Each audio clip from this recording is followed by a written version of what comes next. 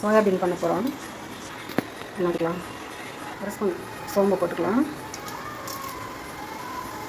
சோம்பு பொரிஞ்சதும் சின்ன வெங்காயம் இல்லை பெரிய வெங்காயம் அது வந்து ஒரு 4 கட் பண்ணி போட்டுக்கிறேன். இடையில இப்படி தான் உலருவாங்க, ஒன்றும் பெருசாக எடுத்துக்காதீங்க. போட்டாச்சு.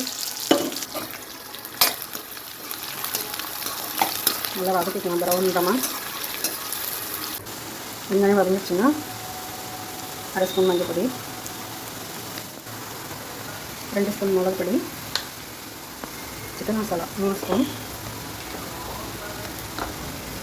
நல்லா வதக்கி எடுத்துக்கலாம்.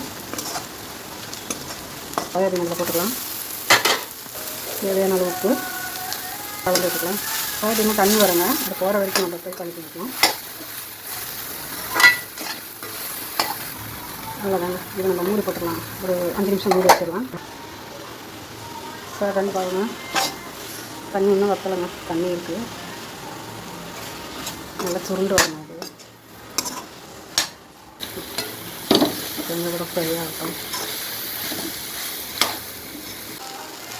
அவ்வளோதான் ஃப்ரெண்ட்ஸ், ரெடி ஆகிடுச்சு. இது மாதிரி வருங்க, நல்லா ஃப்ரை பண்ணியாச்சு. வீட்டில் ட்ரை பண்ணுங்கள், கமெண்ட் பண்ணுங்கள் ஃப்ரெண்ட்ஸ். Okay friends, thank you.